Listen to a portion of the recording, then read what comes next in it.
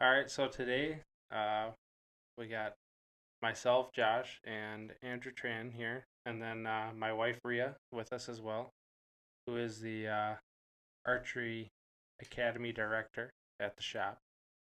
Um, I talk a little bit about women in archery, I'm guessing, Mm-hmm. and How to teach kids archery. That's a yeah, big thing. teaching. Yeah, because I don't have the patience for that. I'm not a really. Everybody has their own teaching style, and mine. I'm really, really strict because I have a huge passion for archery and for the parents that want to get their kids into archery and stuff, and they don't. The kids that kind of just dicking around. I can't tolerate like teaching those kids. So I'm really selective on my students, which you can't really do, Rhea.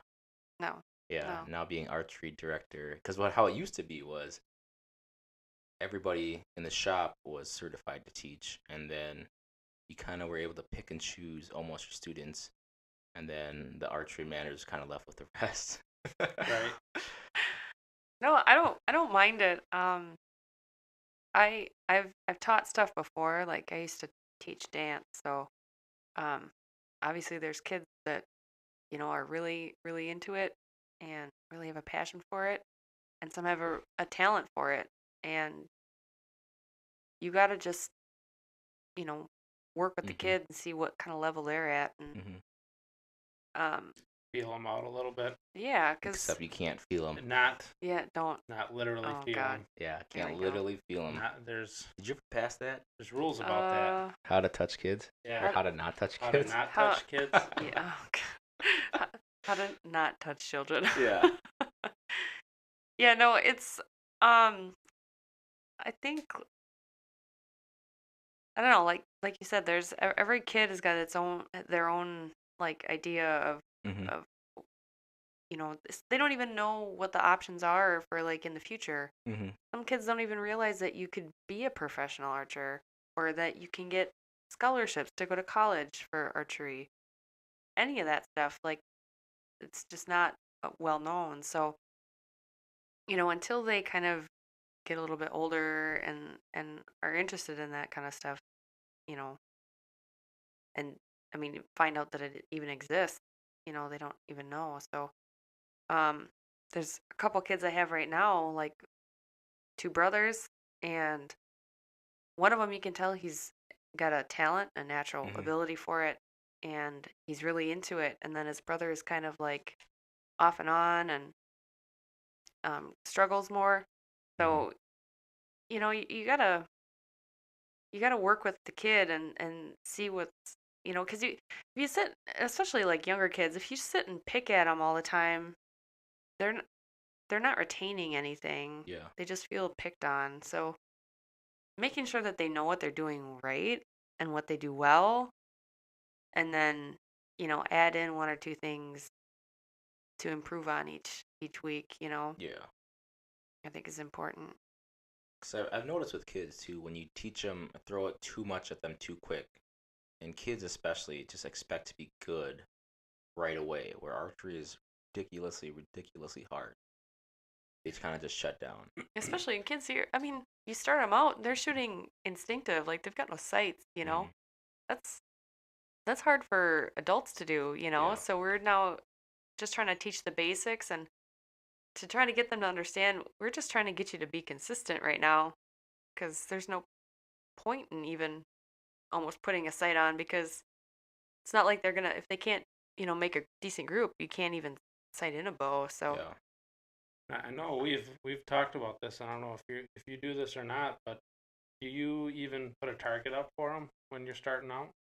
well, I haven't actually been able to start my own student. Pretty much every student I've had so far has pretty much been someone else's student Mm. first. Yeah. And that's been kind of difficult, to be Yeah. honest. So they all kind of expect something different, Hmm. you know. So I'd love to start out, I mean, really what you should do is start out with just the bow and no arrows, honestly. I mean, so that they're not just grabbing for stuff and trying to shoot it. Yeah. because they will. Yeah. And, if you give them a target, of course, they're disappointed when they don't shoot a bullseye right away. And Well, I always taught them with a target first, so they fall in love with archery, and then wait for them to, shoot a bullseye, which they're inevitably gonna do. If you're shooting 50 arrows at a wall, one of Sure. them is bound to hit the bullseye. You barely have to aim and you hit the bullseye. Right. It's about hitting it more than once. especially So if you've then- got them up at Yeah. 5 yards or whatever. So then what I have them do is, get them super excited about archery, get them to sign their target, let them bring it home, and then the next day, the second, third, fourth, fifth lesson, start all over and teach them like actual archery Yeah, that more makes than the sense. hobby archery. But yeah, that's like what George Rouse was saying. Like you got to get them to fall in love with it first. Yeah. Because to be like the number 1, number 2 junior, it's gonna take a hell of a lot of work. Right. Yeah, and I definitely get that with getting them to fall in love with it first, and then later on down the road removing that target, because sometimes their whole focus is on hitting that bullseye, Mm-hmm. and they're not even paying attention to what you're trying to Nope. teach them at that point. We have kids that we coach as well that you tell them right away, don't punch that trigger, rest your finger on there, Yeah. and then the very next shot, that's what they do. Yeah. Or turn your shoulders so you're parallel, Mm-hmm. with your feet and everything, and then the very next shot they turn their shoulders towards the target again, and it's like their only concern is the bullseye. They're not even listening to what you're saying anymore. Yeah. Honestly, it's almost when they're doing that kind of stuff and they're not shooting well, that's easy. That's almost easier, I think, because they know that eventually they'll get it. They're doing Yeah. something wrong. Yeah. It's the ones that are shooting well, regardless of their poor form, Mm-hmm. you're gonna just have to let it fall apart. You have to just let it wait it out, because eventually it'll fall apart. Yeah. But they're not gonna listen. They're like, I'm shooting really well right now, not listening to you. So yeah, I'm not gonna pay attention. Mm-hmm. You almost just have to, all right, go ahead, and keep punching that trigger. Keep your shoulders up, Yeah. tight to your ears, and wait until it all crumbles. Yeah. And I always found it was hard to teach a way that I wasn't taught. Because I started with a sight on a compound bow with a whisker biscuit from a bow off Craigslist. And I just learned it from YouTube. And then now we're implementing a system from USA Archery, the national NHTAS, National Shooting Training System, something like that. Oh yeah. Yeah, to do that, I would have to learn from that, like start back to the basics, and it's hard to teach a system like that. It's like teaching, how to write in a totally different way that you were taught, Right. or like learning math a different way that you were taught as a kid. It's hard to teach. Been so long for me, I don't even know how I learned. To be honest, I was probably just given a bow and set free. Born with the bow in the hand. Almost. Yeah. I think I started with a cheap compound, actually it's hanging behind. Yeah. Cheap compound bow with a whisker biscuit and a sight. I didn't know what I was doing. Sending arrows down there, so Yeah. What's hard is archery isn't like soccer, whereas you have a ball and cleats and that's it. You just keep practicing and practicing and practicing. When students see your bows, and especially our bows, we have done up to the nines. Our bows each probably collectively cost like $4,000 or $5,000 a piece. The best of the best on the site. That's because we know how to utilize that. And then when they see that, they want that, and then the parents sometimes are even worse. Whereas the parents are like, all right, give me the best sight, give me the best release, anything to cure my kid's target panic, anything to cure, help him see the X better, help him, shoot better, things like that. And what they don't understand sometimes is it's not going to get them to shoot better if they don't have that foundation. Can't believe you threw out the cost of our rigs with my wife sitting right here. My bad. We get them I highly, know. highly, Like I don't know. I know. highly discounted. Just want to put a little disclaimer out there. Thank you to HHA Sports. Yes. No kidding. And Prime for me, And, anyway. yeah. So, but yeah, I think, and especially like you guys brought this back from ATA. You were talking about, Mm-hmm. How archery is not one of those sports typically that you just start and you just get better and better and better and better and better at, and like you never have like this up and down, because archery you always have ups and downs. You have a bad day and everything, but sometimes you'll go days and days. I've had weeks where I'm just like, what's going on? Like I just can't, like I started as a bow hunter, and then I was just fine. I could shoot easily without having this target panic at the size of something that's of vitals in an animal. But now, what, year and a half ago? Not even a year and a half ago, I started doing, probably not even a year. Well, it's been a year since I started working at like X's and target, and um it brought out it heightened my poor form and poor execution, and turned into target panic, and I didn't know how to handle it. I didn't know what to, like, all of a sudden it was easy at first. Shooting X's was easy, and now all of a sudden I can't hit anything to save my life. So it accentuates things when you're starting to look at smaller targets, and you add in competition and that pressure and that adrenaline and stuff, and it just it's hard. It's like a roller coaster ride. Archery is like a roller coaster to me. Like every time you start to get good at something, something sneaks up on you and tears you down again. And it's hard, especially to teach like that too, because when the kids are riding the high like that, and the parents are like, well, they're doing good now, they're shooting really well. How can I justify keep spending money for lessons?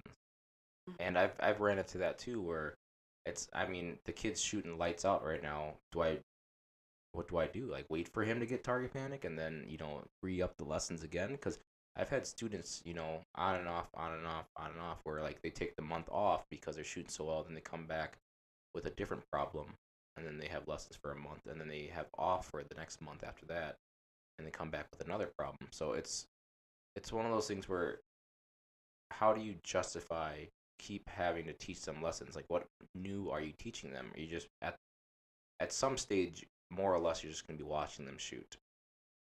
Right. And lessons, like archery, like any other sport, lessons aren't cheap. Right.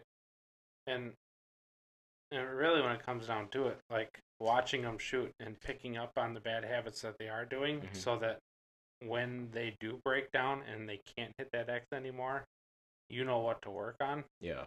But that's not how it's viewed by the person paying the bill. They see you just sitting there. So you have to try to be engaged somehow, and like you said, if they're shooting good, they don't, not really concerned with what you have to say at that point. Yeah. So. And I actually said that to one of my students' parents the other day. I said, especially because the dad was like chiming in and trying to be involved, which I think is great that he is interested in what his kids are doing and stuff. But kids don't listen to their parents, and you can tell them all the time in the world, and that's what I said. I said, I'm gonna kind of just watch you guys today, and if I see something glaring, I'll say something. But I want to make sure that they're still having a good time too, and like you said, fall in love with it. But I even said, he's shooting really well. Doesn't really matter what I say. He's not going to do it. And until that breaks down, I don't know what to, So, and he kind of like understood it even and stuff. And he actually asked the kid, he's like, "Did you hear that? Do you Mhm. understand what she's saying?" And I said, "Yeah, I'd prefer not to have to go through that with you if I don't Yeah. have to, like, but, I what do you do? Every Mhm. kid's different. Some Yeah. kids are really receptive and some kids just aren't, on a mission to do what they want. So, So at what stage? Because now you teach with Genesis bows and Genesis mini bows, hmm right? The NASP way, National Archery in Schools program way. At what stage do you tell the parents or ask the parents that they need their own equipment now? I really leave that up to them. I kind of, um, two that I'm looking at right now, um, you really got to feel that out with each kid again, like the one kid, I could see him taking on his own stuff and really getting into it. And the other, he kind of wants to wait and see if he really does enjoy it, Mm-hmm. because even the parents are like, can tell, Yeah. and they don't want to spend that extra money if they don't have to. Yeah. So, I said, as they're shooting well enough at this point that um, I think their own equipment would benefit them, Yeah. and you know, a site and the peep site and all that kind of stuff. Mm-hmm. I said is just going to improve them. There's only so much we're going to be able to do with this equipment, and if that's something you want to do, or if you just are happy with continuing as we are, Mm-hmm. because he asked about competition too, um, and I said, well, that's pretty much up to you guys, Yeah. because we can teach however, and because well, we all know here, like, you start to tune the bow to the shooter, Mm-hmm. you know, and that equipment starts getting accustomed to that shooter. So you can only really start to improve at that point. As far as competition goes, they can shoot bare bow. We have some students at the shop that are going to state this year. God, They're they're shooting so bare bow, freaking good. and they are. They're really good. Yeah. We hmm did a little competition at practice yesterday, and it was one of our bare bow shooters that won it. Yeah. You He's know, so good. Yeah. so that's always an option if they're interested in that without spending you know more money. Yeah. For kids, it's probably a good thing because their interests change pretty rapidly. Yeah, they do. That's why I like when parents come in with two kids, because sometimes it's just like, let's say it's a four-person household, mom, dad, two kids. So most likely the two kids are going to be taking lessons together. We have a few of those where it's like Mm. the two kids. I mean, what do you do when the one kid just doesn't want to do it anymore and the other one's super passionate? Because I've had that, growing up, passion for certain ones, and I felt like one was either, super boring and I had to do it just because my brother was doing it, or the other hobby, which I really loved, but I felt I was getting held back because the instructor had to help them as well get Mm-hmm. up to my level. Yeah, I can see that too. A lot of that, and it's hard. It's really hard because all you can do is try to encourage the other one, but also not forget. It's hard to Yeah. just, when you want to do like you can't even do like all right, let's do a scoring round, because Yeah. especially siblings, it's all competition Yeah. between these two. And, they're never going to hear the end of it at home. So, Hmm. um, I don't know. Most of the time, the siblings are going to differ in the hobbies. You know, they're because it is a competition between the two of them. So if one's naturally better than the other, you tend to see the other one just want to not be there, not want to be taking part in it anymore. Yeah, they get over it pretty quick. Exactly. Yeah. Or like if you have like parent input and the parent are pushing both of them, one of them's just not up to it and the other one's using that as encouragement. Right. It's hard. My favorites are honest. Well, I like teaching the little girls, but Yeah. I'm biased. Yeah, I've noticed that it's easier to have parents receptive of receiving lessons if it's from a female.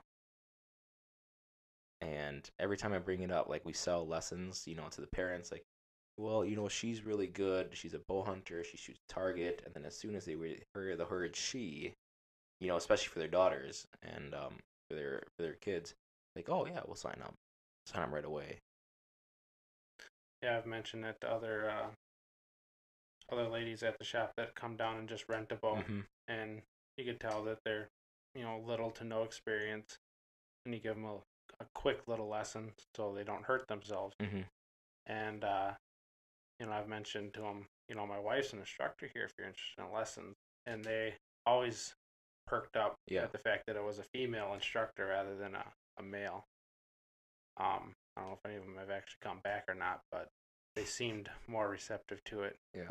Yeah, I think it kind of depends sometimes. I think,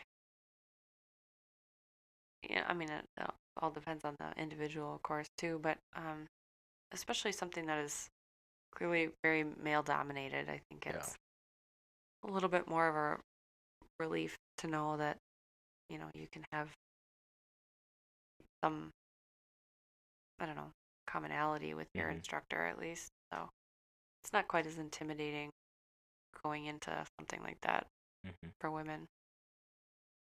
Well, Paige Pierce was pretty excited to hear you're an instructor. Yeah. We ran into her at ATA. Well, I was just pretty excited to know that Paige Pierce heard my name, so. What is it, Rhia? Rhia? How do you spell that? Yeah, I was fangirling really hard when you guys told me that, so I was really excited to hear that. Because she's the academy director too at her home club. Isn't she a board member or something with USA Archery? Probably. Now she was wearing the official coat. I remember that. She shoots for Team USA. So, yeah, she does quite a bit of instructing herself, and that's what she was talking about, was that she's had people call before so that she could talk FaceTime or whatever to their students, and that's what she had brought up with Rhia, if she ever wanted to do that, FaceTime with each other or the students, and to be able to help out with coaching. Which I think that would be really awesome. I hope that we'd be able to hook up at some point, but I don't know how all that works and everything. I don't want to be a creeper, but but yeah, I think that's a really cool idea. If she does actually do that with people, that would be. I'd love to get that with our state team this year. 'Cause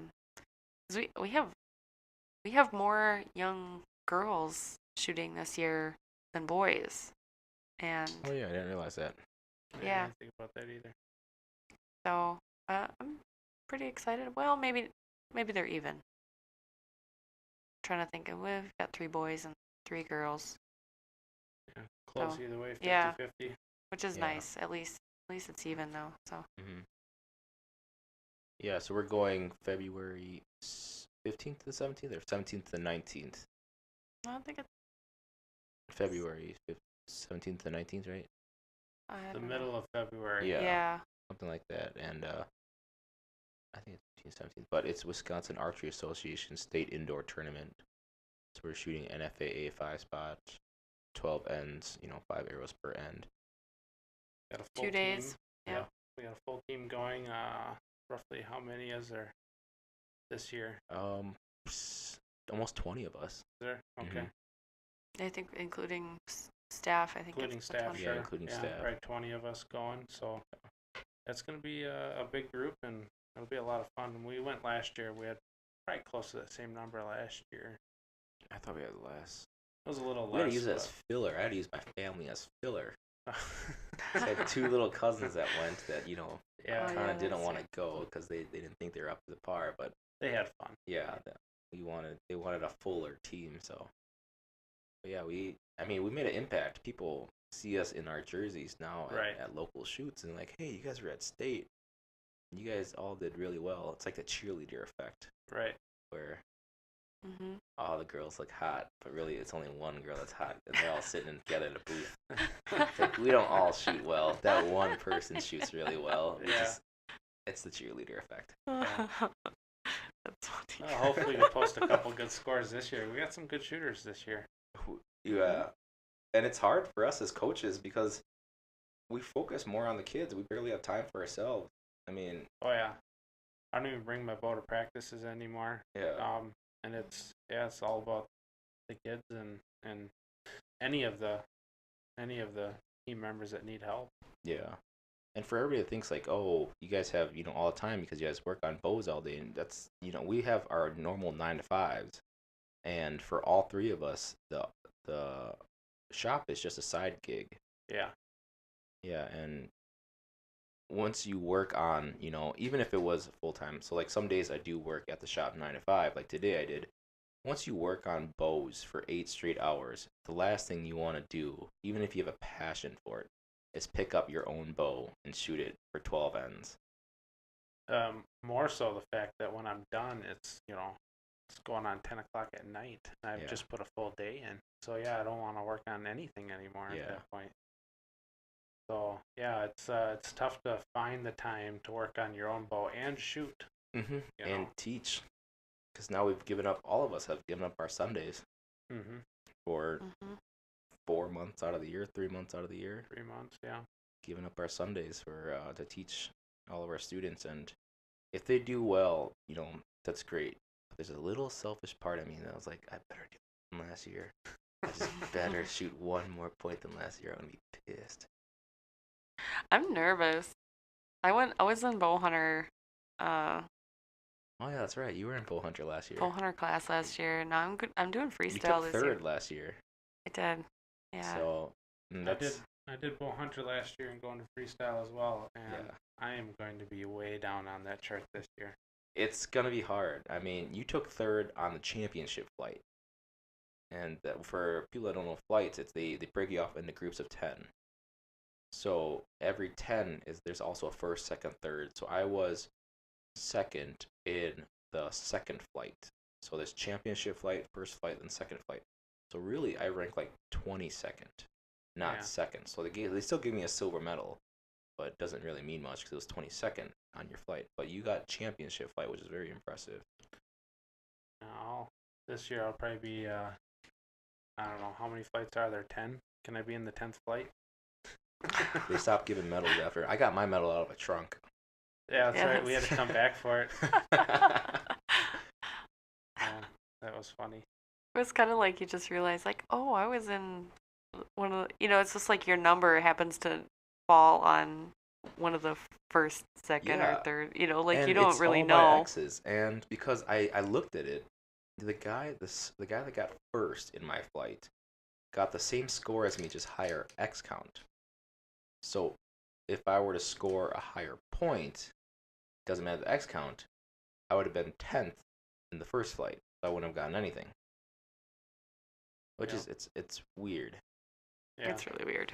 I didn't get it at first. I was like, what's going on? But whatever. That's how they group you up by skill, They just break it off that way. Yeah. But yeah, it'll be freestyle is a challenge because freestyle is a free for all. So how they break it down is bow hunter, you're not allowed a magnifier. You're allowed a verifier, not a clarifier. So verifier is like reading glasses. Clarifier is more like the front lens of a magnifying scope, or an actual like rifle scope. So clarifier clears up the target, where the verifier clears up your pin. So yeah, they allow verifier because it's for the people that are hard of seeing and to see up their pin at least. And you can only have up to 12-inch stabilizer in bow hunter. Yep, from your riser. From the riser, yep. And you're allowed a back bar too. But only 12 inches, right? Yep, 12 inches from riser. So. And you can't adjust your sight. Yeah, you can't touch your sight after the first 2 practice ends. Yeah. So we're not saying that like bow hunter is any easier, but those that shoot very, very well typically shoot in the freestyle class. Yeah, your top shooters are definitely shooting freestyle. And I mean, probably top 20 some places are all divided up by X count, aren't they?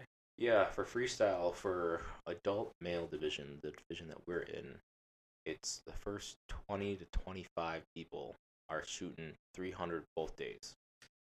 You're shooting 600, and all that matters is your X count. I mean, half those guys that we were talking to, they just tell you their score by their X count. They didn't even say 300, 600. Right. Yeah, I remember that last year with asking some of those guys, and, oh, what'd you shoot today? Oh, I only shot a 59, and I was, yeah, you're right, that does suck. And then I realized it was X count, and I was like, oh, man, that's crazy. You shot 59X? Yeah, the X is the size of a $50 at 60 feet. Yeah. That's crazy. Insane. Yeah, I have it easy because there's not nearly as many women in the competition total. So I don't even remember how many people were in bow hunter last year for the women, adult women's. I don't know, 15 maybe. Yeah. And then maybe 15. Yeah. maybe 10 in freestyle last year. Mm-hmm. So I don't know, but it's stiff competition and really good scores. So And that's the case at like every level. When you see these big tournaments, the amount of men versus the amount of women is glaring, and it reflects in the prizes too. Yeah. You know, because there's more money. Mm-hmm. You know, first place men's will have a much bigger check than first place women's. Yeah. And it's because of how many people are paying in. Mm-hmm. But I don't know. We've all kind of talked about before, and we've even shot we shot at least one tournament last year where there was no divisions between men and women. It was all together. Yeah. And you even won that one, Rhia. oh yeah, With winner. a diamond infinite edge. Yes, with a diamond infinite edge. People there, Crazy. myself and Tran included, with a couple $1,000 bows. Yeah, I had a Hoyt Prevail. It's no different from the bow that you see the pros shoot, and it's not the bow. It's all skill. Yeah, absolutely. And even we mentioned Paige Pierce earlier. Doesn't she hold a record? Yeah, she shot a perfect score at her.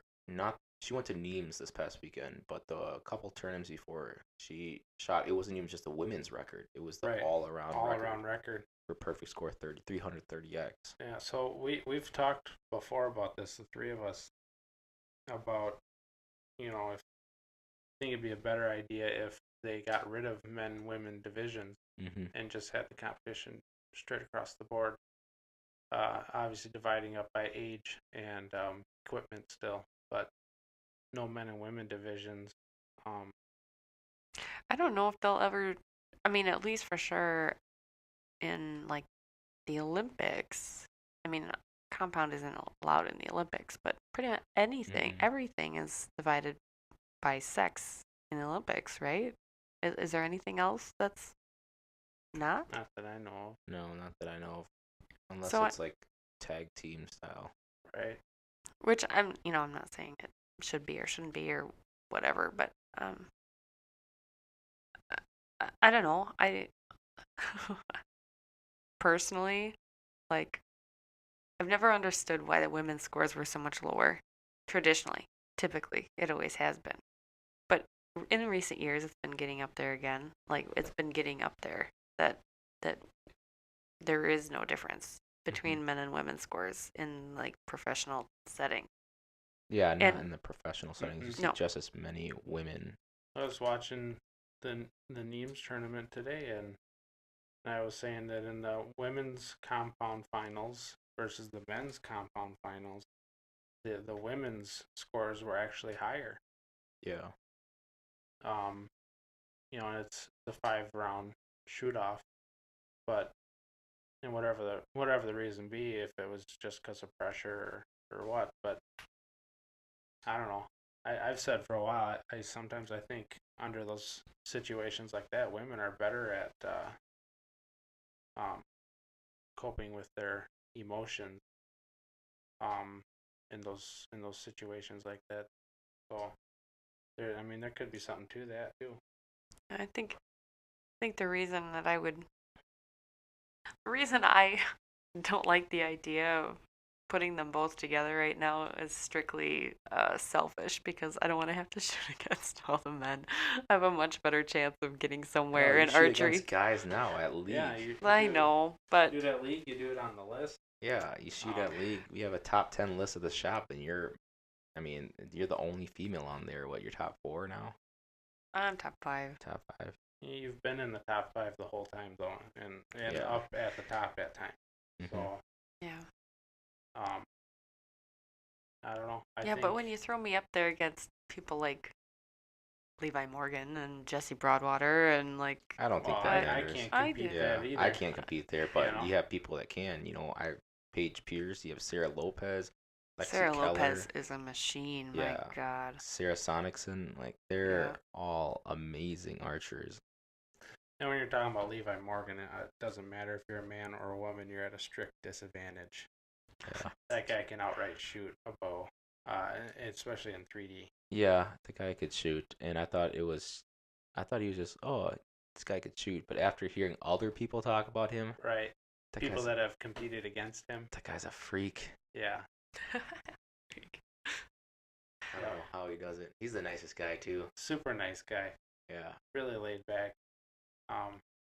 But I don't know if we brought it up in the other podcast or not, but one of the guys we talked to at ATA said that he's watched Levi Morgan shoot his right-handed bow left-handed in tournaments. Yeah. When he had a lead, and he still managed to win the tournament. Yeah, because he was bored. Yeah, because he got bored. And then when we approached him, I was like, yeah, we heard from all these people that, you're one out of 2 people in the world that the smartest guy that we think thinks that you don't benefit from his products. So there was a guy there, super, super smart, was selling all these crazy products that claims that you're going to, make your bow more efficient and your arrows fly better and everything like that. And he said only 2 people in the world don't need his products. One's Tim Gillingham, and the other is Levi Morgan. Tim Gillingham just knows that much about arrows, and Levi Morgan is just that good of a shot. Right. So, That's insane. Yeah, and then when we approached him about it, he's like, "Yeah, we heard from this guy that you're really good." He's like, "I'm just a redneck." Like that was his literal response to us. Oh my God.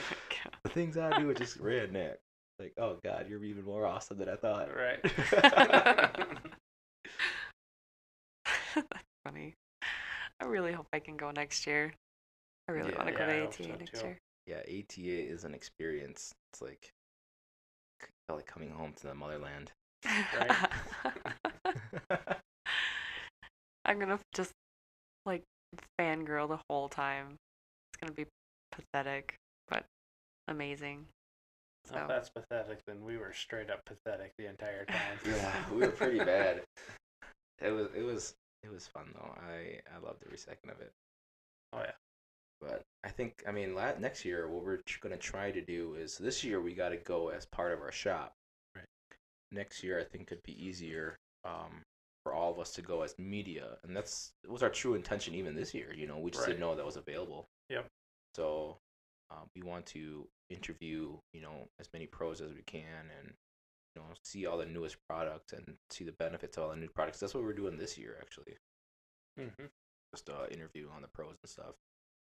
But yeah, we want to go next year as media. Need to get a big following.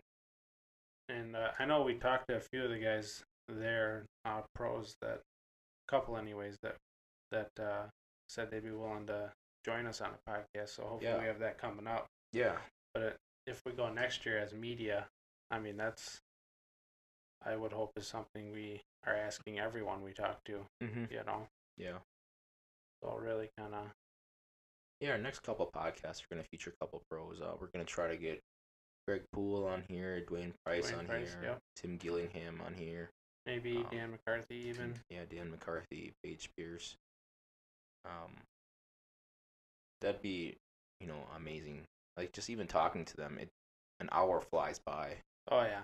And it's like, don't go. Right. I need more information. I remember we were sitting in Tim Gillingham's presentation in the morning, and it was getting towards the end of the slotted time, and someone asked a question about, I believe it was torquing the bow. Yeah. And Tim goes, "Oh, that's a whole nother seminar on its own." And I just leaned back. I said, "I got nowhere to be." Yeah. That's what I will. The seminars sound amazing. Yeah. I really want I to wish see. we could have been able to had time to do more. Just the way it's set up, you get one a morning. That's all you have time for. Yeah, I would do a whole afternoon. I wish they did like if you guys ever been on Reddit where celebrities will do an AMA called Ask Me Anything, and then people will submit tons and tons of questions. Okay. Like I would just sit there all day asking tons of questions because at that point it was only really me, you, and Tom asking questions. Right. Tim, and then every time somebody else asks a question, like, all right, your question sucks. Yeah. All right, get back to our questions. Yeah, they were. Any of the other questions were pretty darn basic. Yeah. But that's all right. It was only an hour time slot, and he did it. He spent 15 minutes beforehand and stayed for an extra half hour. So it was for an hour 45, and that's when the show doors opened, and he just captured everybody's attention on his wealth of knowledge. Like nobody left at all. He had all eyes locked on him, just talking about arrows, nothing more than arrows yet. Yeah. He intrigued me so much. Like obviously I knew of Tim Gillingham and I've watched some of his videos and stuff prior to going to ATA, but the amount that he intrigued me on everything. I've been watching Tim Gillingham YouTube videos every single day since I've been back, Mm-hmm. And I guess the other thing why I'm drawn to him is the fact that he's a long draw shooter like me, 33.5-inch draw length, he said. Yeah. And so I feel like a lot of his stuff pertains to me, and some other people, they talk about doing, I can't even think anything off the top of my head, but when they talk about something, it's like, well, yeah, that might work out for you, but, I can't even stretch my arms out when I draw and bow back, Yeah. So. That's hard for both of you guys to find bows, huh? Yes. It's hard for all of us in our own perspective, like our own ways. Yes. You can't test a target bow because no one carries one. Yep. Rhia can't find a left-handed bow, and if they do have one, it's rare that it's in a poundage she can pull back. Mm-hmm. And I will never find a bow long enough for me in a shop because they're going to special order that. Yeah. Guys like me, my length, they don't come around very often. Yeah. And for the record, I'm right-handed and left-eye dominant. Yeah. So which most women are, you found. It's really weird. We've been finding. I mean, there's once in a while you'll see a guy that's like that, but most women. I can't say most women are like this, but it is way more common for women to be right-handed and left-eye dominant than men. Yep. And I see that a lot in the shop, and that's when I first realized that, like, so many, like you said, it's not that it's more common in women to be that way, but it's more common that women are that way versus men. Right-handed, left-eye dominant. Yeah. So it's. I can't even tell you how many people. I mean, I guess it's not that many yet at this point, but I mean, I've had an adult student come in, and she's been shooting, and somebody just bought her this lesson because they thought maybe she'd enjoy it, and she shoots recurve, and of course she's right-handed, so she bought a right-handed bow. She comes in, and first thing I didn't even ask her. I mean, I asked her what handed she was. I said, "Has anyone checked your eye dominance?" And she said no. And I said, "Well, let's do that quick. Let's just to see, And we did one of the couple little tests you can do, and I said, "So you're left eye dominant, so that means that you're always using your left eye to aim with without really realizing it." And I said, "Do you happen to kick arrows off to your left pretty often?" And she said, "Yeah." And I'm like, "Well, I said, "It's gonna feel a little funny, but I said, we're gonna try left-handed today." And she's like, "What?" She freaked out, but yeah, it's hard if somebody, especially before they came into a lesson, have already been shooting right-handed, and they're just not willing to try left-handed. Right. And sometimes they hear like the horror stories, and I mean, even our shop does it. Most shops do it because it's more profitable that way, and it just makes more sense sometimes to not carry left-handed equipment.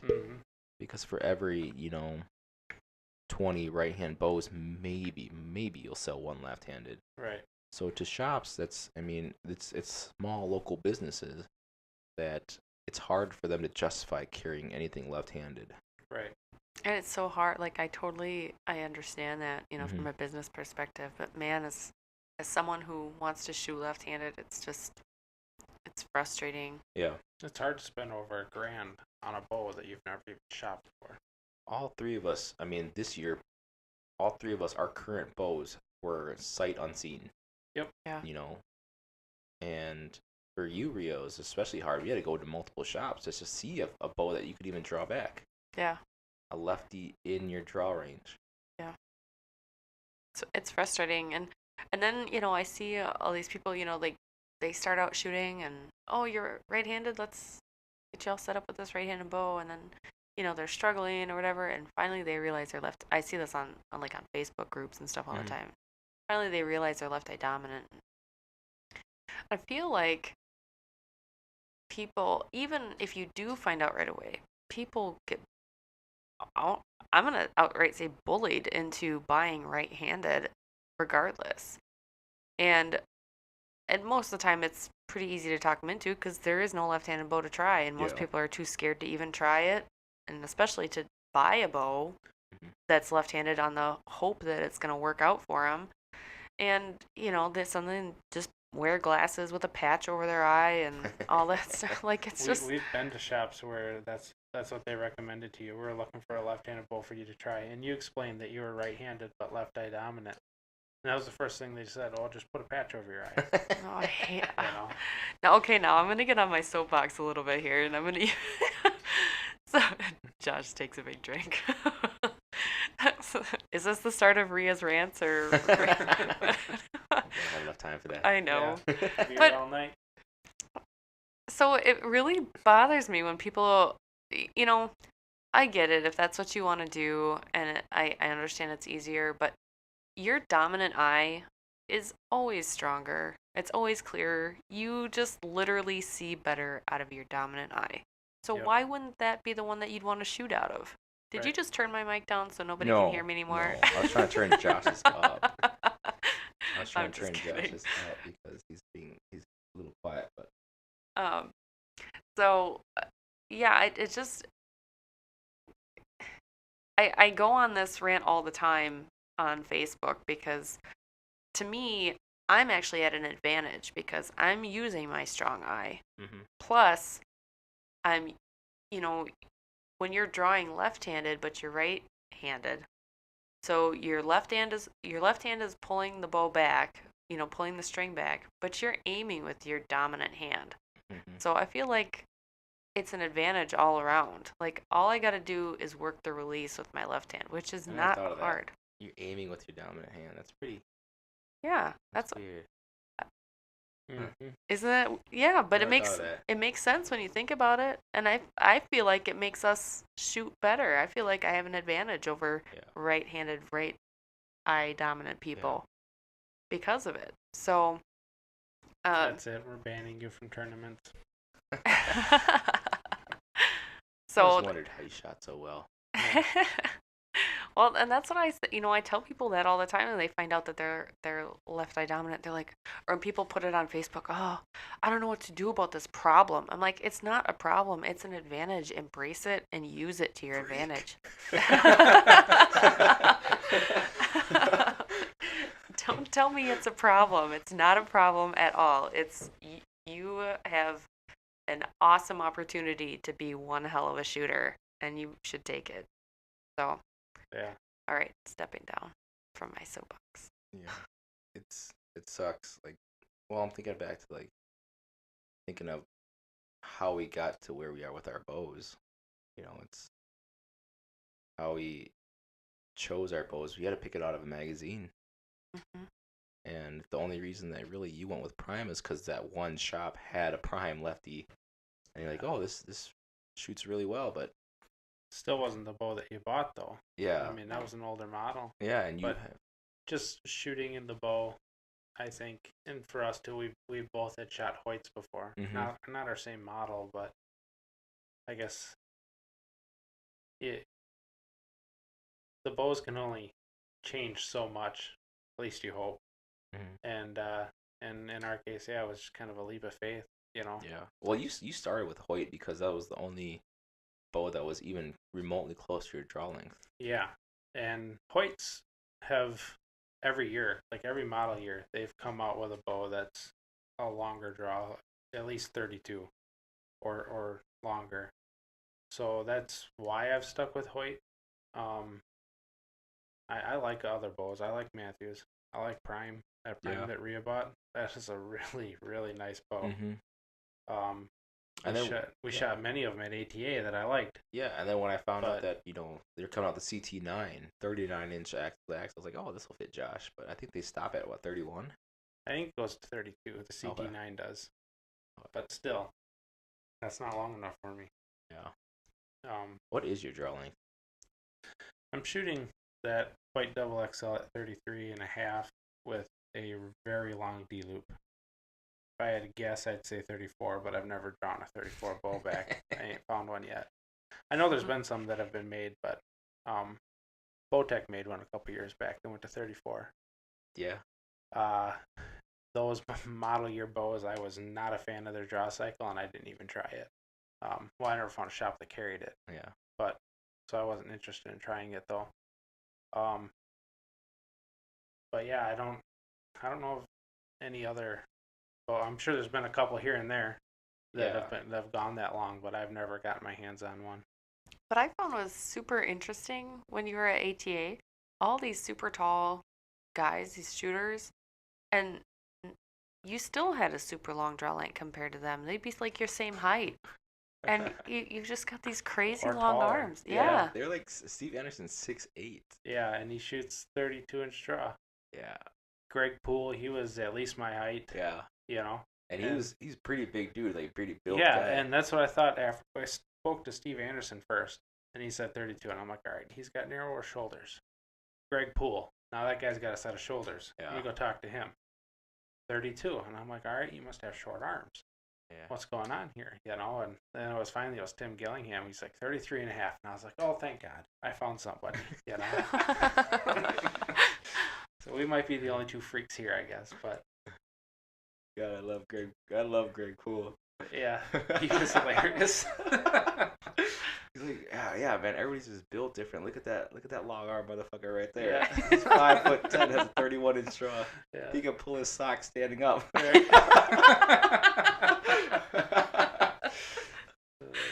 Greg Poole was funny. Yeah. Oh God. Oh, I gotta go next year. Yeah. But I mean, for you it's hard, and then for me, the only reason I was given an opportunity from the shop to shoot really any bow I wanted, and the one that I steered towards was the Hoyt Prevail. Because when you watch, and I'm strictly a competition archer, I've never hunted before. Right. I fished a couple times, but I never hunted before. And all you see really, when they're on the podium is Hoyt Prevails, TRX 38s from Matthews.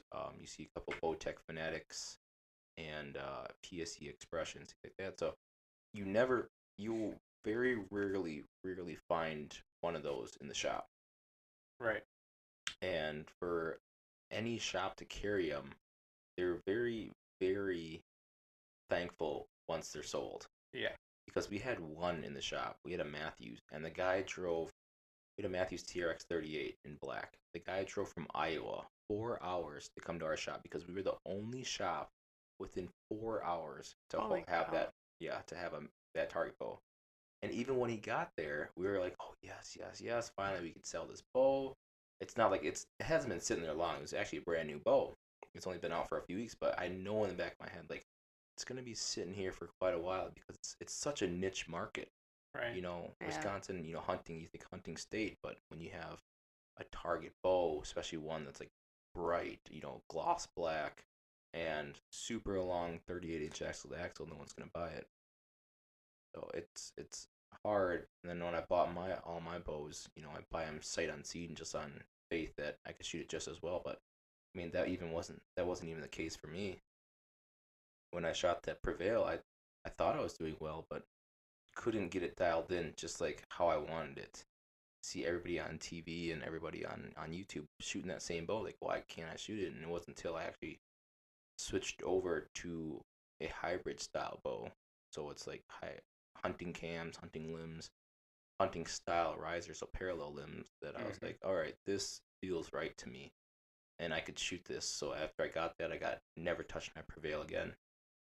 And it was kind of your experience, and I've shot hunting bows my whole life, but your experience with that made me, when I picked out my target bow, stick with a hunting style or a hybrid, if you will. Yeah.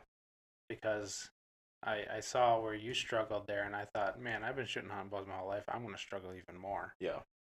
And I'm very happy with my bow. I'm shooting it really well. It's a great shooting bow. Rhia, yours that you just got was a prime. That's a hybrid as well. So Yeah, I mean, all of us are shooting a hybrid now. Yeah, I got the CT5. I was thinking though, because before I got this prime, I had a diamond. I stuck with the diamonds because I was getting a good deal on it, and honestly, I shoot them well, and I like them. And they're a good bow. Yeah, they, don't let what people say or the price point or anything. Don't dry fire them. Yeah. Don't do that. Oh God. Just order another set of limbs. Yeah. Second set, just in case. Cams. Oh, cams. Yeah. Cams. We're not going there. Anyway, I did have the opportunity to shoot another, because I got a Medalist 38, and I did have the opportunity to shoot a Medalist 38 before I bought mine, because one of the shops down here actually had one. Was it in camo though? It was in camo. Yeah, they were presenting it as a hunting bow. Right, which was, you can get that in camo. Yeah, you can get it in camo. Yeah, it was. I was surprised that but I tried it and I liked it, and so I got it one of the target colors, but for fun.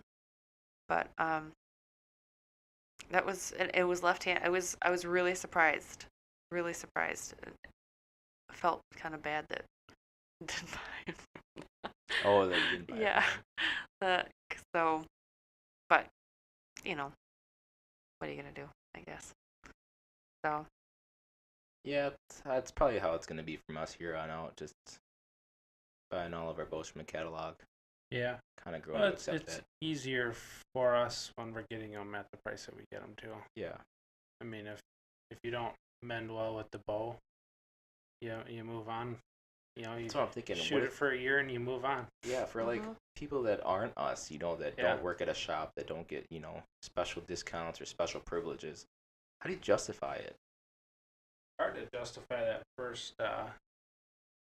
bow, but I guess if, like you said, if you end up not liking it, the resale value on bows is fairly good. You can recoup most of your money. If you're selling it new, right away. Not on target bows. That's true. Yeah, not on. You struggled to sell that Prevail. That was, even though it's like the most popular Hoyt target bow. And it was brand new. I babied that thing. I bought that bow in silver because it was the most neutral color. Thinking of a resale. Yep. I babied that bow. There wasn't a single mark on it. Yep. Didn't do a single thing. Didn't paint it, mark it up at all. Didn't even put decals on it.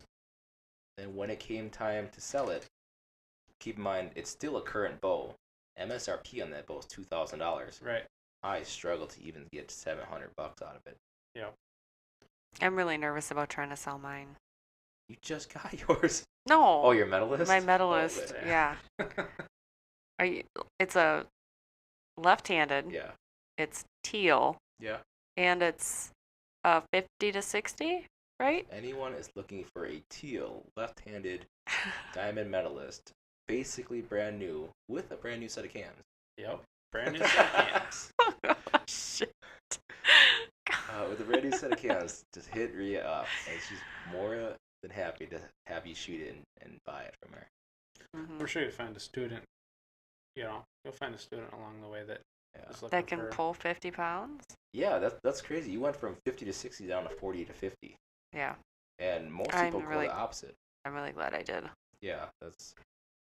Because once we went to ATA and we found that the way that we were drawing was incorrect. Because keep in mind, like I said before, we're taught different from the way that we teach our students. We teach our students how to be safe, how to make sure their body feels okay as they're shooting, nothing's in pain. But you can the way that we were taught was from YouTube. Watching people online shooting, and if it Hunters. if it looked close, then it looked close. And then when hunters shoot, they're in a blind and they're drawing in the most awkward positions. But honestly, the reason I drew my bow the way I used to was I'd seen plenty of videos where people punch themselves in the face. Yeah. When if they accidentally trigger their release. So the reason I pulled down into my chest rather than up like you should, shoulder up, elbow up, I did that so that if I ever did accidentally trigger my release, I'd punch myself in the chest instead of my face. Yeah. But as we learned at ATA, we're just going to chew our shoulders up doing that. Yeah. Well, and the first thing, too, is because I never got it up to 60. That was the first thing. Like, I never got that bow all the way up to 60. Yeah, so because when we bought that bow, we were kind of grooming you to get to 60. Right. And I always wanted to because, as we learned, it's the bow performs its best buried. Right. So Buried, yeah. So I wanted to get up to that point, but now between knowing that 60 is a lot for me and for target indoor, I mean, is it really necessary to have your bow at 60? I don't think that it is. I mean, there's arguments both ways for lower poundage indoor and higher poundage, especially like you were saying, longer draw lengths. There's reasons for that to have it go, faster. But is it necessary? And now, especially the way that I changed my draw, there's no way I'm going to get. So I'm really glad that I went with the 40 to 50 on my new bow. Because at least I know that I can eventually get up to that 50 mark and have the bow be performing its best. And hopefully I'm going to be doing it with good form. Right. Yeah, I mean, the way that you guys drew before, down toward the chest, and to be fair, that's how you generate more power. Because for customers' bows, when we tune customers and test customers' bows, I'm used to shooting at 60 pounds on my target bow. So when you have a customer's bow that's 70, 71 pounds, I have to draw the way that you guys draw, down towards my chest, and I can't get proper form in there because it just hurts. Yeah. And I never realized, I guess, that was, what you would do to generate more power, because you see people with over pounded bows, and that's how they draw every time. And I never realized that. Like I said, I switched to doing that just because I never want to punch myself in the face. And maybe somewhere along the way when I was younger, I was eager to jack the poundage up. And I had to go that route too, But as long as I can remember, that's how I was drawing my bow. And when we switched to the proper style, like, I was sore the next day. I didn't even shoot that many arrows. Yeah, it's hard. I was like, holy cow, this does make a difference. But it you could see where, like, the little things that they teach you do help, like dropping your back shoulder and, like, you start noticing little changes, being able to hold on the X longer, being able to get on the X longer, faster target acquisition. That's the biggest thing for me, how fast, just from the little tips I learned talking to George Riles, Tim Gillingham, and those guys, how fast I'm on the X now. Before, like, I lined everything up and then I hunted my way in to the X. And now, like, with this form and everything, how they taught us, when I line the peep up in front of my eye, I mean, the scope is almost on target every time. And if it's not, it's really close. Yeah. And I'm finding that I'm actually getting the shot off probably within 5 seconds or so after I get settled into my anchor point versus before I held for a long time. Yeah. We shot league. I was the last one every time. to get all Mhm. 5 arrows off. So, that's going to help with fatigue on my front shoulder too. Yeah. You know. Yeah, I mean, yeah, drawing that way it does help, and the minute changes that we learned. That's why it's like, man, how much do these guys know, and how much do we not know? Right. There's just so much information out there. Most people think archery is just it's a bow and a stick, and you shoot it off the strings.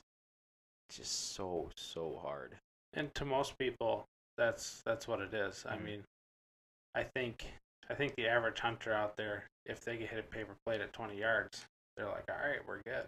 Yeah, I've had a lot of people cite in like that. Yeah, and it's not until you get into target archery when all of a sudden you're focused on that X, that tiny little X, and every little change makes such a huge difference. And if you can stack up a bunch of good changes, then that's when you're finally competing. Yeah, I always remember, like, yeah, paper plate at 20, 30 yards even, you're fine.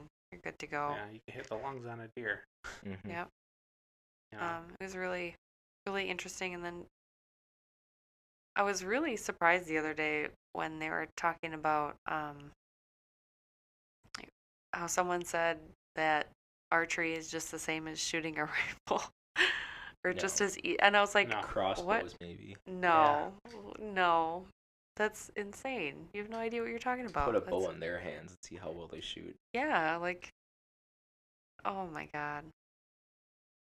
I know someone at the shop said that to a customer, apparently. Yeah. One of the gun guys, not an archery guy, said that. Clearly. Yeah, that's just as. Said to the customer, have you ever shot a rifle before? And the customer said, yeah. And he said, well, it's the same thing. It's just as easy. Put a bow in that guy's hands, and he'd never. I mean, I could stand in front of the target. He'd never hit me. Most likely. Yeah. We have one of the regulars at the shop actually that's been a long time customer on the firearm side. Yeah. Spends ton of time out on the range. He recently got into archery, and that's his biggest gripe about archery. He's addicted. Don't get me wrong. He's still shooting all the time, but he complains all the time. He goes, with a gun, I can learn a gun in a matter of minutes on the range and be shooting it just fine. This thing, he goes, I'm obsessed over it, and I still can't figure it out. So every little thing that I change. Yeah, I change one little thing, and then I'm completely off target. Who's this? Darren. Oh. Yeah. Yeah, he's a freakishly good firearm shot. He is. Yeah, and this guy could shoot. He shoots like just for fun the clips off a target, the clips that hold the target up, just to prove that he can. Really? Yeah. I didn't know that about Darren. Yeah, at 25 yards, if you're shooting like in the next lane, he'll shoot your clips off just to show you that he can. He's that good. Just for fun, huh? Yeah. With a little 22. Yep. Wow. I didn't realize that. Freehand. But what people don't realize is every time you change something on a bow, doesn't matter how small the change is. You could put a half a twist in your yoke. It changes the entire bow. Everything on your bow. Every little change on the bow, every little change on the arrow, every little change in your form. You have to get all of that lined up together to shoot properly. Yeah, and it's magnified on the target. Yeah, exactly. You change, cut a half inch on your arrow, you're gonna miss the X ring. Yep. So it's archery. It's a game of skill and knowledge. Yeah. What we found out at archery is if you're not, everybody who's anybody in the archery world is tuning their own rigs, building their own arrows, tuning those arrows. And if you don't know how to do those things, you're not gonna shoot well. And even Tim Gillingham said, if you want to shoot the way that I shoot, you have to do the things that I do. And the guy goes to such great lengths. Yeah. To the point where even a lot of the professionals out there are like, that's too far. Or that's overkill. Yeah.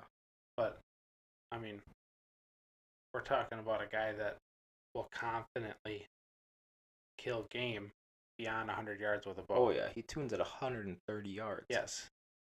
And that's what he said, where you mentioned that, some said, well, I'll never shoot good enough for any of that stuff to matter for me. Mm-hmm. And that was his response was, if you're ever going to shoot as good as me, you have to do what I do. Yeah. No one's ever going to shoot as good as me unless their bow is tuned the way I tune mine, unless their arrows are tuned the way I tune mine. Like he's taking the human factor out of it and saying, look, the bow and the arrows have to be capable of that shot before you can ever make it. Yeah. And same thing in a tournament. In a tournament, I want to know that my bow is tuned the best that it can be. Yeah. That when I lose, and not it's because of my bow, but because of me. Right. And to me, I've always said, it's kind of like there's almost 3 parts to it. It's your equipment, it's your ability to shoot, and then it's your ability to shoot under pressure and that mental aspect. Because anybody can sit in their home range and, pound X's. But, I mean, maybe not anybody, but once you get to that level. Yeah. But then you add in that competition and the shoot-off type pressure and adrenaline. That's what makes you come out on top. That's what we need more of, to face people. I wouldn't want to say at our level, but beyond our level. We need to face people that are strictly, shoot their bows 365 days a year, 100 arrows a day. Because, I mean, the league that we're in, I found out yesterday that, so our league is based off of teams, and then you have individual matches. And I won 2, I lost 2, and I tied once. So on paper, it doesn't look very, very good at all. And I have the highest record there. I've shot 3 perfect scores out of 6 weeks, and 2 of those weeks I only missed by a point. So 2 299s, 3 300s. And at some point, you're just like, this is super boring. Right. Mm-hmm. Yeah, the handicap really penalizes a good shooter. Mm-hmm. And the club that we shoot at right now, that we're shooting league at, was built on instinctive archery. Yeah. And they probably have some of the best instinctive archers in the state there. Mm-hmm. They really do. But when you're a compound shooter there, the competition is not nearly as stiff. And when they have the handicap, I understand the need for it because it puts everyone on a level playing field. But when you're a good shooter, you're penalized for it. If I would happily have a handicap if everybody played fair. If there was no sandbagging, if you're shooting 280 versus my 300, but you were shooting consistently 280s. Right. Not you shoot 280 one week because you were pulling back, and then next week because you have a 20-pound or 20-point handicap, you're shooting 290 300s. Right. Now you're beating me. And we see that there. You got guys with an average of say 280, but all of a sudden they're facing you and you've been averaging upper 290s or 300, and right away they pull out a 291 or a 295 or something like that. So they have a full 20 points on top of you. Yeah, that really sucks when my handicap, I just found out my handicap's 0. Yeah. So I have a 0 handicap, and then so it doesn't matter how many 300s I hit. There's always that guy that's able to go 301, 302, right, up to 340 even. Yep. If their handicap's good enough. Mm-hmm. If they've sandbagged enough. Yeah. When they can, and they do that. They play strategy. If they're up against a guy that shoots considerably lower scores than them, they'll sandbag that week to keep their average higher. So. And I'm always going for a 300. It doesn't matter. I'm always going to try for that 300. And interesting to be standing there and you shoot a 4 and you get frustrated. Yeah. And they're like, "Oh, don't worry about it. Right. You're beating me." And it's like, well, number one, I don't really care. Yeah. If I'm beating you straight You're up. You're not at my level. I'm shooting against myself, in my opinion, in my head. I'm always trying to be better than I was yesterday, and number two, you don't know what my handicap is. I don't know what your handicap is. You could be beating me, even though I you're found out they shooting. could find out our handicaps. There on that piece of paper, it has our handicaps. That's all listed. Yeah, I guess it's all listed, Alright, and then so people, there's even more strategies. yeah, to it people if they find want. out their handicaps, and then they always go add 1 point to it to slowly increase. Sure. Yeah, I don't. I'm not down with that. Like, I'd rather just shoot straight score. Like, if I lose straight score, fine. Mm-hmm. But if I lose because of some handicap, I'm gonna be pissed. And we've talked about going to another club and shooting league there. We have another club down here that's real heavy on the target archery side, and some incredible shooters, far better than we are, that shoot there. You know, and if we went there, that's more people that we can learn from, that are shooting target archery. So that could be something we do in the future, but we've talked about that before. Yeah, You know.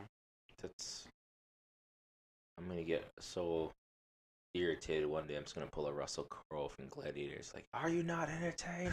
This is boring as hell. Like, every Thursday we go in, and it's even worse because we're rushed for 60 arrows. You know, NFAA rules 4 minutes per end. They do 2 hours at state.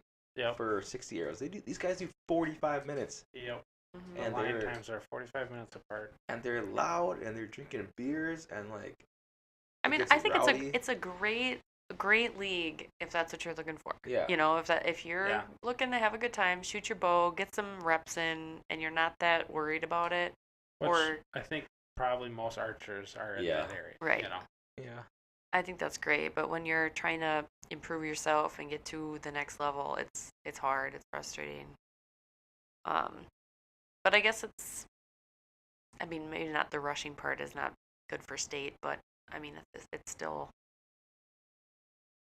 I don't know. Yeah, and what's that club? They look, if you have long bars and like, even if you have a compound, they look at you with such disdain because they were built on instinctive guys. Yeah. They just opened their doors to compound guys in like 2016 because they had to.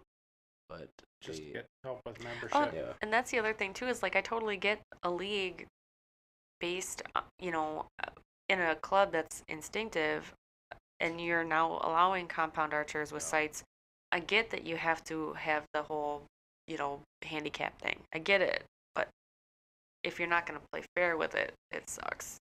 Yeah, what's the point of winning if you got there by sandbagging? Mm-hmm. That's why I was really proud of us when we won last year's outdoor league.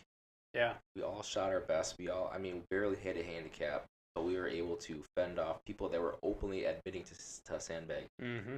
People were like coming up to our teammates, not knowing what team we were on, saying, you know, oh man, they're getting up there. We better start sandbagging again. Right. So the fact that we won that league, man, we cleaned up. Everybody with perfect scores, everybody with Robin Hoods. I mean, we got a plaque for every little thing. We had a picnic table full of plaques at that banquet. Yeah. It was it was kind of cool. You know. But that's when you know that you earned it, because even though everybody else was sandbagging, you were just tried and true and just shot your shot.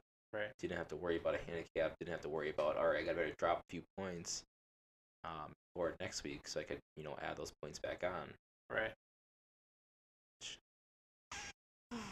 That's where tournament, you know, like really excites me, because tournament, everybody does their best. Everybody's trying to shoot their high score, and there's really, I mean, no money involved. It's just all pride. Yep. Raw score. Yeah. And I mean, you guys just started shooting tournaments this past year, right? Last winter was our first actual tournament. Oh, state, right? Yeah, at state was, yeah. We at least I have. I don't remember if you ever done any with me in the past. Just like archery shoots, you know, 3D shoots or whatever. Mm-hmm. But yeah, I've done a couple of those in the past. I've done a league and stuff. I mean, I've done leagues for a long time. I did Techno League. Yeah, I did Techno League with you. For a long time, but never a tournament for sure. That's actually how we got to shooters.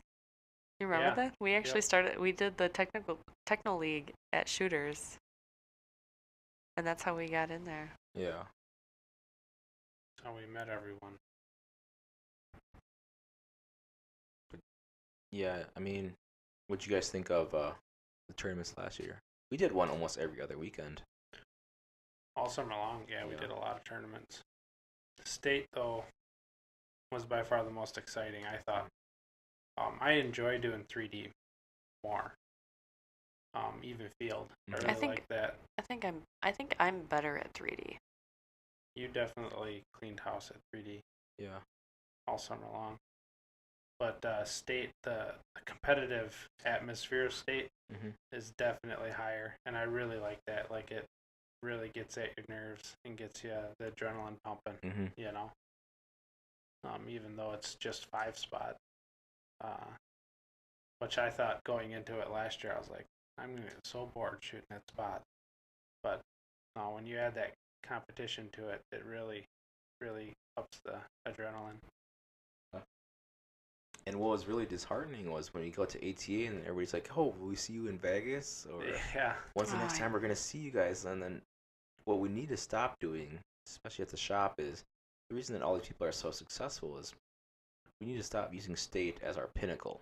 right. Because we saw that with last year, a lot of our students, they shot state and they kind of fell off because they felt that was the top of their game, not knowing that there's also sectionals, Sectionals invitationals, and nationals, and I was really hoping that worlds. we could at least go to sectionals this year, but I don't know if that's going to happen now. I think we could. Sectionals is the weekend right after state, and Yep. it's multi-clubbed, so you can go to any of the club to qualify, because that's what they use it as qualifiers. From state? Yep. No, not. No, Yeah, a week from after state. it's a week after state, Mhm. but you qualify during sectionals. Yeah. Oh, But I it's see. like Okay. it's not held in one location Mhm. like state is. There's multiple clubs across the state. Just pick one Oh. and go shoot at. Yeah. Okay. Man, how So- awesome would be if our home club or our home shop was one of those. We'd clean house. Yeah, We shoot real well at our home Right. turf. right. Yeah. Mm. I So really yeah, would that, like to. that could be something we do this year. You know, We talked about it because there was something in December that was a bigger one that we didn't do because we felt like it was too Midwest soon. Open. Yeah. In Peoria, Illinois, the PSC Midwest Mhm. Open. Oh. That's a cool tournament. One day of NFA 5 spot, second day of Vegas 3 spot. Yeah, that's a really cool tournament. And everybody who's anybody is there. I mean, Chris B shot a 360X the first day. that's crazy. Yeah. So I definitely want to do more tournaments this year. I want to do an ASA style tournament.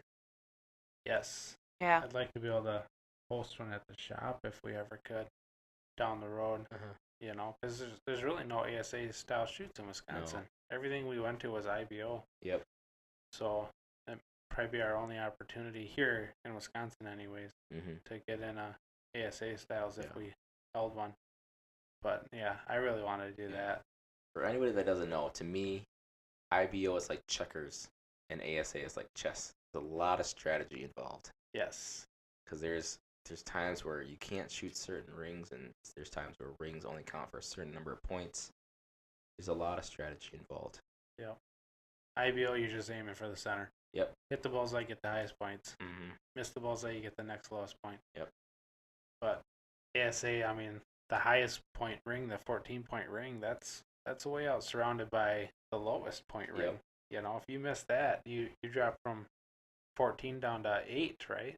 Yeah. 14, is it 8 or is it 5? No, body is 5. Oh, body's 5. Yeah, you could drop down to 5. You could drop to Yeah, 5 you could drop to if you 5. miss on the other side. Yep. You Right, drop down to it's true. 5. You shank it high, shank it to the right. Right. So, yeah, it's there's a lot of strategy involved with ASA style. Yeah, I want to shoot that. Mhm. That's why I want to get one of the Dwayne Price in here. Dwayne Price won a few ASA tournaments. Yeah, when we get him in here, it'll be a great Just to topic pick his to talk to brain him on it. about. You want to go to that one up in Duluth or Superior. Superior? Yeah, Ooh, bow hunting 3. Was it no? Bow hunting 360. I can't remember what it was called. It's a big one though. Levi Morgan was there. Levi Morgan is there. Yep. Hopefully we're gonna do that this summer because I'm not able to do Reinhardt this year. Oh yeah, That's because gonna you're conflict with my first job. yeah. It's the one weekend out of the year that I have to work. Reinhardt's a fun tournament, but it's one of those things where, you did it once. Yeah. There's not much else to see. Right. So, yeah, hopefully we'll substitute that with the Superior shoot. Yeah. Which is held at a ski resort, so you should get some pretty good angle. Yeah. And distances. Should be a real interesting shoot. I want to do a total archery challenge one day, too. Someday, yeah. I really want to check out, there's one up in Michigan in the Porcupine Mountains. I think that one would be, I think one of the things we were talking about is kind of like scaling back on all the like little ones throughout the year so that we can focus on a few bigger ones. Yeah. Right. Because that Reinhardt was really memorable. We rented an Airbnb. We did it for 2 whole days. Yep. It was a lot of fun. It was. That was a ton of fun. We had a great big lawn in the backyard there, and we just set up a few blocks that we brought with at different distances and just hung out there on that porch. We had our bows sitting there, and when we felt like it, we picked it up, shot some arrows. Sleeping there was hard. You didn't sleep. Yeah. You don't sleep ever, though. Yeah. If you ever invite me to your house and you don't have Wi-Fi, no thank you. I can't do it. I can't do it. It's so hard.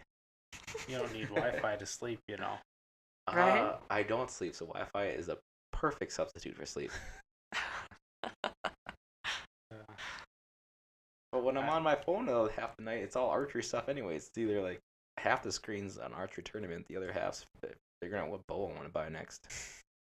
All I remember when we were there at that house we rented there, every night before we go to bed, the light was on in your room. And in the morning, I'd wake up really early, and the light is still on in your room. And I walk by, and sure enough, you're still awake. Yeah. I'm like, do you sleep ever? Not No. tonight, he goes.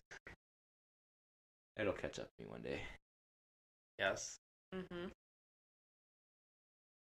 But Rhia, any encouraging words for all the women archers out there that either want to get into archery or discouraged from archery?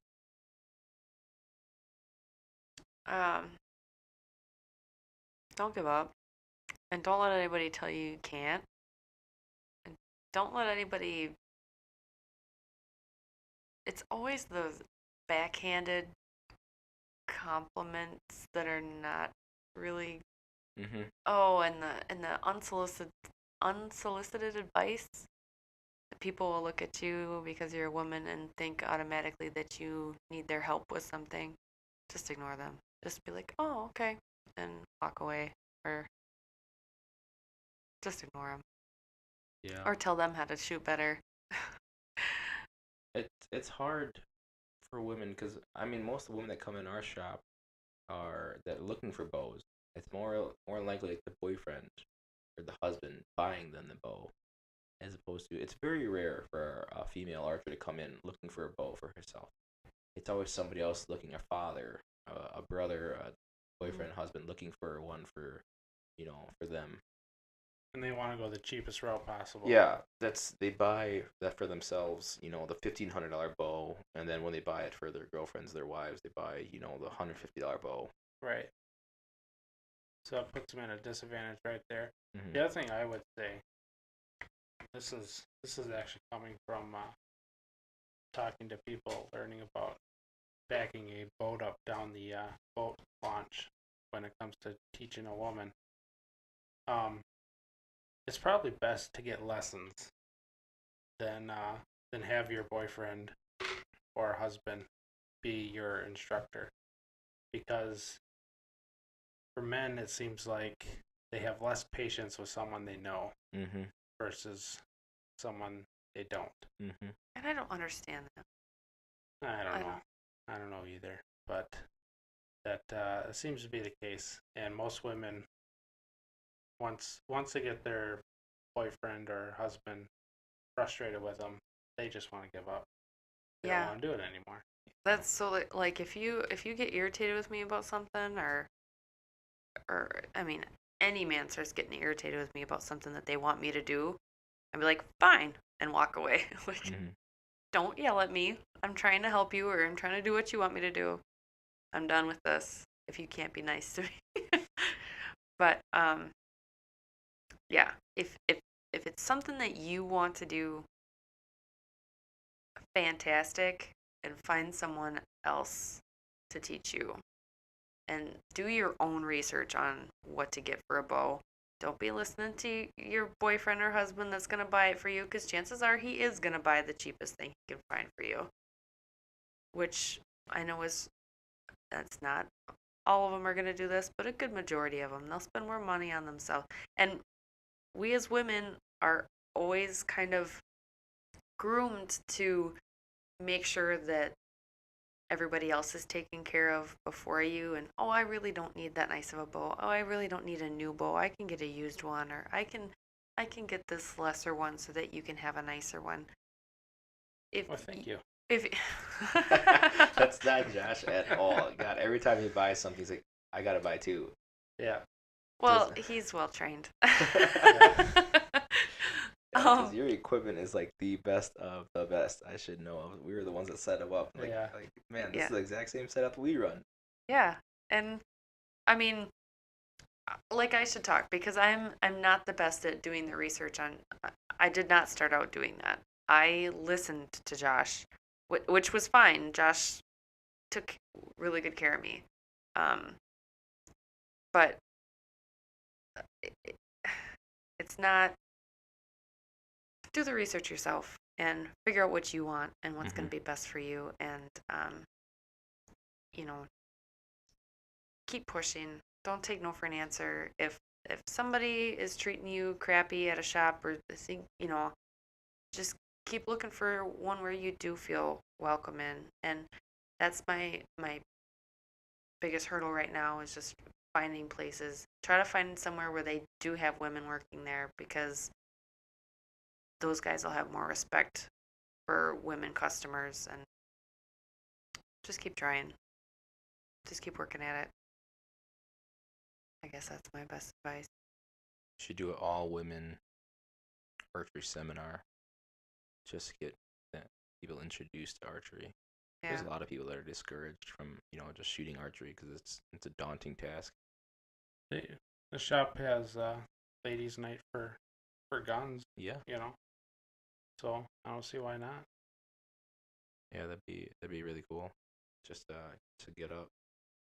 I know that like a lot of wives and girlfriends of the guys that are regulars for archery are starting to come in and get interested, because their husbands are doing it, their kids are doing it, like everybody's down at the shop shooting all the time, and they're like, this is totally something women can do, and it's fun. And that's the nice thing about archery, is it's something that the whole family can do together. Yeah. Yeah. So there's no need to exclude anyone. So since we're not a rich podcast, or a very poor podcast, we don't have a camera, how about what type of rig are you running this year, since no one's able to see it? What archery gear are you running? Oh, me? Yeah. Oh, well, I just got the new Prime CT5. Mm-hmm. It's in Recon Gray, and I have it's because I'm kind of long-armed, freakish for a woman. I'm pretty tall. I'm 5'10", and I have long arms, so I got the 28.5-inch draw, 40 to 50 pounds. Else is that the CT5s are 35-inch ATA, which is part of the name. So the Prime, the new CT3s are 33-inch ATA, CT5s 35, CT9 39. Mm-hmm. Pretty easy to once you know it. And then I have a Hamsky Rest, and I have a Sherlock sight. Mm-hmm. Did we get a different sight housing? My last one just broke. You had a specialty archery. Now you're running a CR Apex. CR Apex. It was an extra one, so I haven't even looked at it, to be honest. Yeah. So just put that on because my last one broke. And then arrows, they're the Easton Super Drives 23s for indoor line cutters. So, yeah. Anything else right now? That's my indoor Bee setup. stinger. Oh, bee Yeah. stinger. How Oh, long are your micro bars? hexes. Yeah, Yeah. your bars are the nicest out of all Yeah. of us. The micro hex. The front bar is 30 inches, Mhm. and then the back bar, I think I have a 12 on there. Yep. No weights on there right now. I'm trying Nice. to. Yeah, you're shooting really well with no weights because you're trying to retrain yourself. Yeah, I hate calling it target panic, but that's what it is. I like to call it aiming problems. It's that I hate that word Yeah. because I never heard anyone call anything like that, and as soon as I heard target panic, I was like, oh my god, I hope I never get that.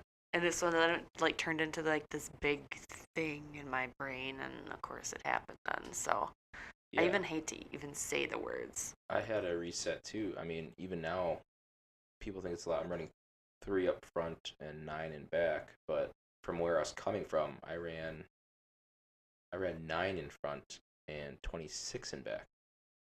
And then when we got to ATA, I asked Chris B, is like, I'm running a lot of weight, and it's the only way I could stabilize, and it's burning up my shoulder with every shot.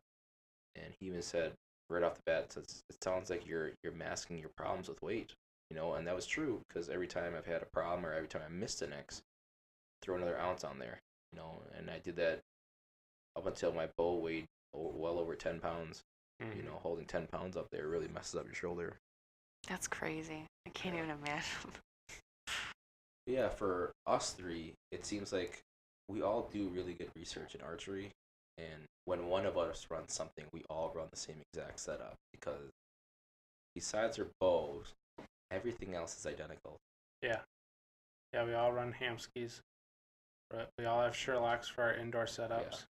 Yeah. Our outdoor setups, we're all running HHAs. Yeah. And the And Hamskis, those we run year round, mhm. So. And people ask us, like, why, they're not the most expensive equipment by any means, but they just work. Right. The reason that I love Sherlock is because they're minimal amount of parts, and it's easy to fix, easy to tear down and put back together, and it just works. We don't need any of the fancy equipment outside of that. And the same thing with HHA, it just works. Coming from a hunting site to the Sherlock, that's pretty fancy for me anyways. Yeah. So if we got any more elaborate than that, I'd probably be lost. Yeah, and I was really hesitant to go Hamsky too. It wasn't until you actually did a little bit of research, because I started with the QAD. Actually, I started with the Whisker Biscuit, then QAD, then just because I saw the pros run it was a blade rest. Yep. But it wasn't until you did your due diligence and told me all the research there was about Hamskys that run after I did a little bit of research myself, saw even a lot of pros running that too, decided to get one, have a higher scores since. Yeah, limb driven versus cable driven. Yeah. They're built tough. Can't wear those things out, those Hamskys. Yeah, and now, I mean, our go-to selling is HHA Tetra and Hamsky Hybrid Hunter, because it's what we know. Yeah. That's the truth for all of us. I mean, what we shoot is what we sell the most of. Yeah. And I mean that's why all these companies have incentives for the employees that are selling their product. Mm-hmm. They know that, and it's very true. Yeah. Well, hopefully we start selling more primes then. I think we will. If we can get people to shoot those primes, those things are an excellent shooting bow, and they'll sell. I wish we could get like a whole set of cams. I agree. Just like every single draw range cam, but from a small business point of view, being like $60-$70 a piece, and you're buying a whole set, it gets hard to justify. Right. Just to sell a single bow. That is the one thing that is hard about them, is that it's cam specific drawings. There's no mods or anything, so it's like you better know. I with that 28.5, I kind of guessed. Like, I know I'd had my bows set at 28 before, and everybody said that looked a touch short. I stretch out my Medalist to 29. I felt a little stretched out, and maybe it was. I think I felt like probably my shorter draw length was normal because I was so used to looking at Josh with his bent elbow and anytime he would shoot anything, So, I just thought that was kind of normal. So once I finally stretched out, it felt a little weird, but I do think 29 was probably a little too far for me. Add the D loop in there is probably a little too much. So I guessed on that 28 and a half, and I think it came out really well. Good. Yeah. Really good. But yeah, you're right. It's hard to justify all those different cams. Yeah, hopefully we'll be selling quite a few more primes. I mean, I really like the bows, the prime bows. They're really, really good shooting bows. You can't torque them at all. Right. They're a little harder to tune, but once you get them dialed in, they're shooters. That was my biggest concern. You guys are so good with Hoyts. You guys know Hoyts like inside and out. Hoyts are the easiest bows out there to tune. Yeah. And then maybe it's because that's what we mess with the most. Yeah. Because that's what we shoot. Because I've heard other people say, Bowtech are the easiest to tune, and Matthews are the easiest to tune. So it's probably what you're most familiar with, but for sure, I think, I don't know, you and I can set a Hoyt up, tune it, walk out to the paper rack, and shoot a bullet hole more times than not. Yep. On the first arrow. Yep. And every other bow, we go hard. out there, we shoot it, then we come back, we make more changes. We go out, we shoot it, we come back, make more changes. It's... And it's worse for us because we don't know when to quit. Because that Matthews Verdicts. It took me 3 hours just to get it shooting a bullet hole. Cause the Triac, wasn't it? Was it a Triac? No, it was a Verdicts. Was it? Yeah, it was a Verdicts. Okay. That new one I just sold. Oh, the newest. Okay. The I thought you were talking about that one we sat there all night for. That was a Halon. That was, you're right. Yeah, that was a Halon, and we finally figured out it needed to be tiller tuned. Yep. But yeah, that's our problem is we don't know when to say when. Even at 1/8 inch, left-right tear isn't good enough. Up-down tear isn't good enough. It has to be a perfect bullet hole with those arrows. Yep. And if it's, it's we never say it to a customer even too. Like, yeah, it's good enough. It's good enough. No, it has to ourselves. It has to be perfect. Right. Because then if safety-wise too, if a customer goes out and they hurt themselves and it was their own fault, that's on them. But if it was the bow, a D-loop went loose or cable snapped because it was timing, the cable cameling was just horrible, that's on us. Right. And we're the last lines of defense, and we're representing all these brands to truly portray the bows and in the best light that they can be. I always think, even when it comes to just tuning them, so we shoot that perfect bullet hole through paper, my thought is always like, a lot of shops get it close, and they're like, that's close enough. Yeah.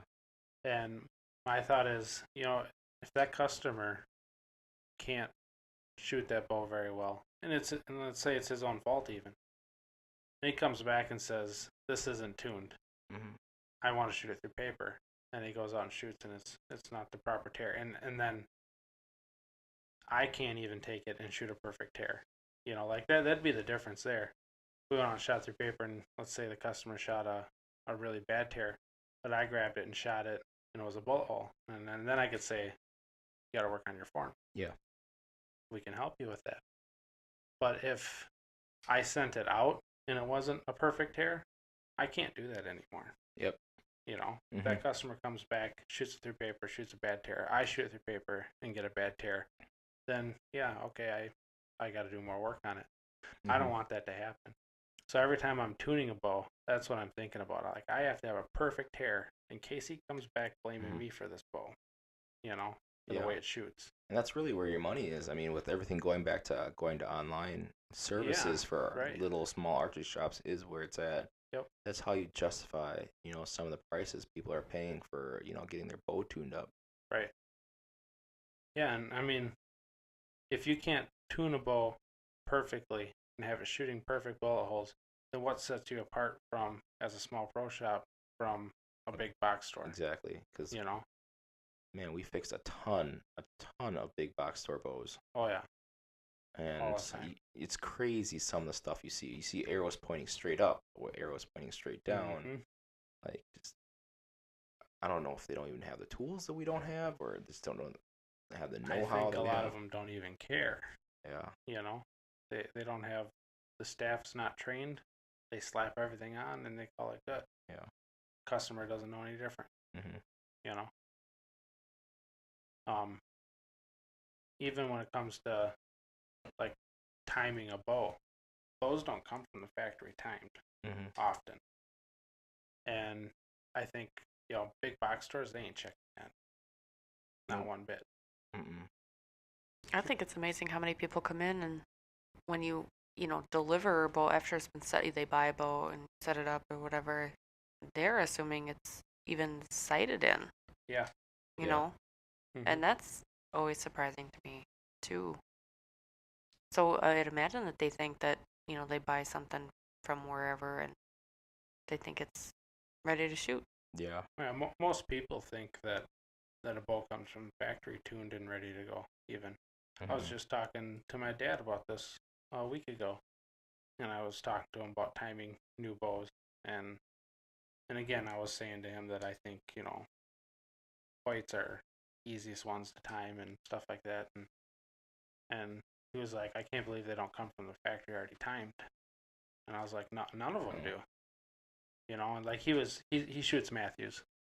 So when he said that, he was kind of trying to take a dig at Hoyt, like, oh, they should be timed from the factory. And I was like, none of them do. And he's like, really? And I was like, no. I mean, that's every bow. We have to time it when it comes in the shop. And he's like, I can't believe that they're not Mm-hmm. timed from the factory. But really, they couldn't even do that from the factory. They put a brand new set of strings on there. They're going to stretch a little bit. Yeah.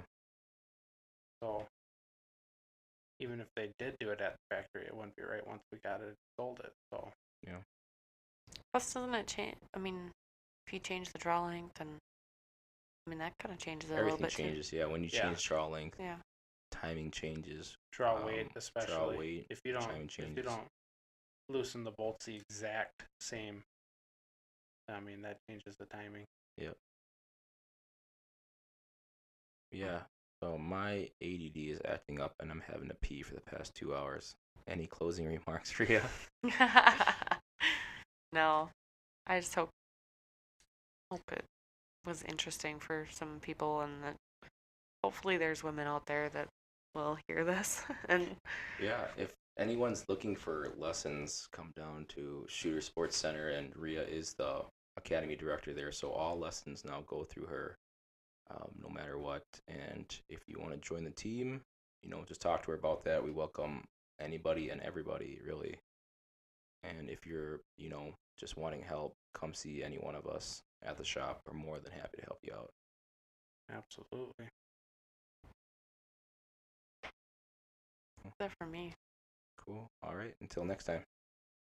See you guys later. Yeah. Bye.